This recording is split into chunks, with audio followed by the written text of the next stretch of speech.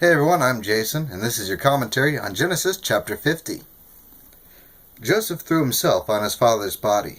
He sobbed over him and kissed him. Then Joseph talked to the doctors who served him. He told them to prepare the body of his father, Israel, to be buried, so the doctors prepared it. It took 40 days to do it. They needed that much time to prepare a body in the right way.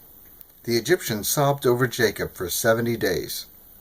After the days of sorrow had passed, Joseph went to Pharaoh's officials. He said to them, "If you are pleased with me, speak to Pharaoh for me. Tell him, my father made me take an oath and make a promise to him. He said, I'm about to die. Bury me in the tomb I dug for myself in the land of Canaan. So let me go up and bury my father. Then I'll come back." Pharaoh said, "Go up and bury your father. Do what he made you promise to do." So Joseph went up to bury his father. All of Pharaoh's officials went with him. They were the important people of his court and all the leaders of Egypt. All of Joseph's family also went. His brothers and all the rest of his father's family went too. Only their children and their flocks and herds were left in Goshen. Chariots and horsemen also went up with him. It was a very large group. They came to the threshing floor of Atad. It was near the Jordan River. There they sobbed loudly and bitterly. Joseph set apart 7 days of sadness to honor his father's memory. The people of Canaan who were living there saw how sad all of them were at the threshing floor of Atad.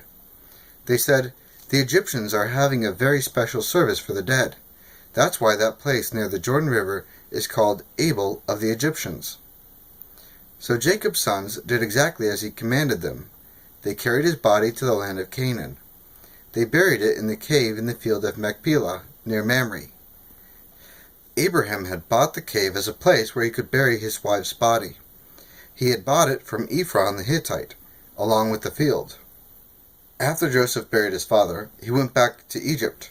His brothers and all of the others who had gone to help him bury his father went back with him. Now that their father was dead, Joseph's brothers were worried. They said, "Remember all the bad things we did to Joseph? What if he decides to hold those things against us? What if he pays us back for them?" So they sent a message to Joseph. They said, "Your father gave us directions before he died. He said, here's what you must say to Joseph. Tell him, I'm asking you to forgive your brothers. Forgive the terrible things they did to you. Forgive them for treating you so badly. Now then, please forgive our sins. We serve the God of your father." If you notice here, they mention several times your father, not our father, so they're still separating themselves from Joseph. They're also asking Joseph to forgive them, saying that it was Jacob's idea. We have no mention of Jacob telling Joseph to forgive his brothers. They're just afraid, so they're making this up in order to get Joseph to forgive them. When their message came to Joseph, he sobbed. Now, although it doesn't say specifically here why Joseph sobbed, I believe that it's because Joseph had already forgiven his brothers a long time ago. He was hoping that there could be reconciliation with them, and yet they're asking for forgiveness at this point because they still don't feel like they've been forgiven. I think that's the reason why Joseph sobbed, is because it shows that there's still a split within the relationships. Then his brothers came and threw themselves down in front of him. "We are your slaves," they said. But Joseph said to them, "Don't be afraid. Do you think I'm God? You planned to harm me, but God planned it for good. He planned to do what is now being done. He wanted to save many lives. So then, don't be afraid. I'll provide for you and your children." He set them free from their fears, and he spoke in a kind way to them. Joseph stayed in Egypt, along with all of his father's family. He lived 110 years. He lived long enough to see Ephraim's children and grandchildren. When the children of Machir were born, they were placed on Joseph's knees and counted as his own children. Machir was the son of Manasseh.